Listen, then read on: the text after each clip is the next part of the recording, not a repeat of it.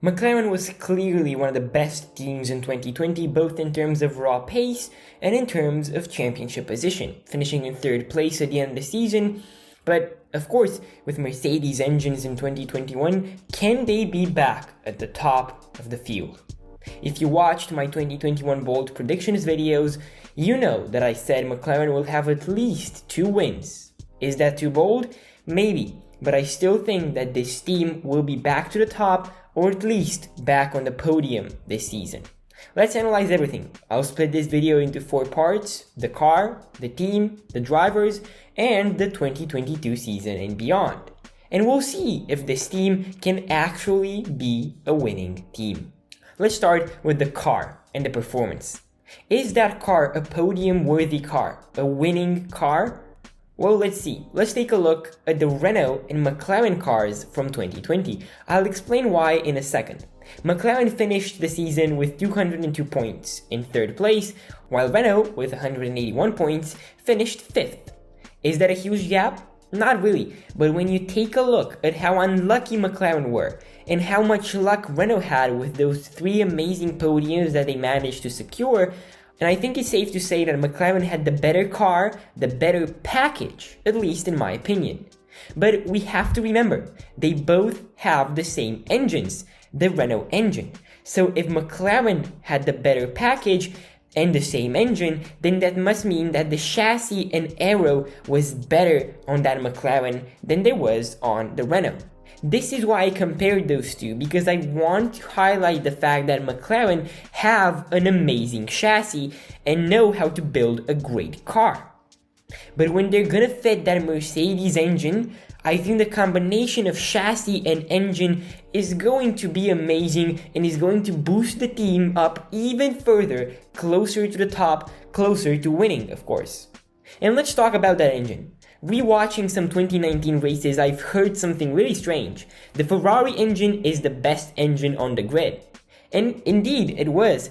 But right now in 2020 and 2021, Mercedes have the best engine on the grid, no doubt about it. They have dominated the turbo hybrid era, and in my opinion, an engine can make or break a team.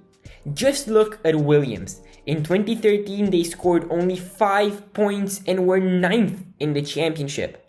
And in 2014, switching to Mercedes power, and with those new regulations, the best engine on the grid, that Mercedes engine, they managed to score 320 points and were 3rd on the grid. Yes, this is a very special scenario, it is an over-exaggeration, but we're not going to see such a huge gap in 2021. An engine can make or break a team. The engine pushed Williams to 3rd in the championship, but the engine took Ferrari from the top of the field in 2019 to not even making it into Q3 in 2020. So an engine is really important, and McLaren are going to take advantage of that brilliant Mercedes power. A lot of you in the comments said that McLaren will use most of their development tokens on fitting that Mercedes engine in their car, and they won't have that many tokens for aero development, for example. That's true, but I still believe that with the Mercedes engine and the 2020 chassis, which was really good as we've established earlier, they can have an amazing combo and they can win races and be back to the top.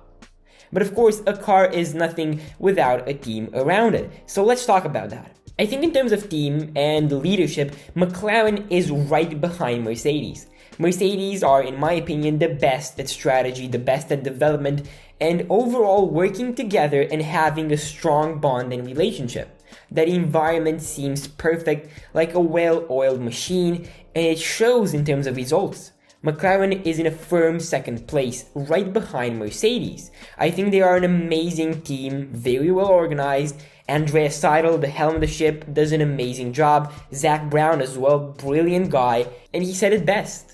Quote, when you have CEOs and team principals in and out, and racing directors in and out, it is hard to get a path forward.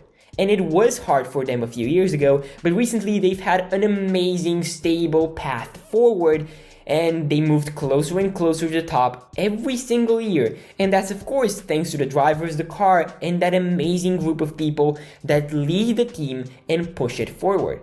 I do believe that their management is extraordinary and their environment seems very well organized and structured from the outside at least. So we've established that that team and management is great, but let's not forget about probably the most important part, the drivers. I've already made a video about the two McLaren drivers where I gave my predictions about the 2021 driver lineup. So check that out, but right now we're going to go more in depth. But before we talk about that, I want to take a second and say that I have a lot more Formula 1 content about the 2021 season and a lot of new projects planned for the future, so make sure to subscribe so you won't miss a thing. Thank you.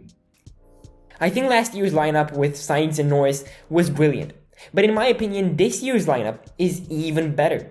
I do believe Ricciardo is a lot better than Lando and a lot better than Sainz. He's a 7-time race winner, a 31-time podium setter, and has a lot more experience than both Lando and Carlos. I think he will greatly improve the team, his feedback will be priceless, and I think that his raw pace and raw speed will score more points than Lando and Carlos could. This is not to say that Norris isn't a good driver. He's definitely a young star and has so much potential to unlock. He's super quick in qualifying, but needs a bit more work in terms of race pace. But even so, he's an amazing driver, and paired with Daniel, I think that team, in terms of drivers and leadership, is stronger than every other team on that field, except Mercedes, of course.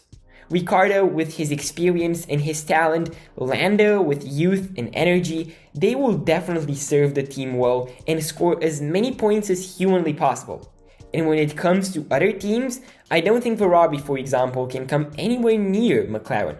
With their not-so-fast car and not-so-brilliant team principal and not-so-good team leadership, Renault will suffer as well. I don't think they will be challenging McLaren in 2021, so I do believe that McLaren will definitely be at the top of the midfield, at least, and probably even score some wins and a lot of podiums. But we still haven't answered the question. Will McLaren be back at the top of the field, fighting with the likes of Mercedes and Red Bull? Yes and no. Let me explain.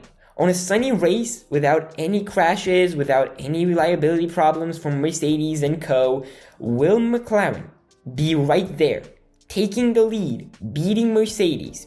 No. But if you watch Formula 1, you know that no two races are alike, most of the times.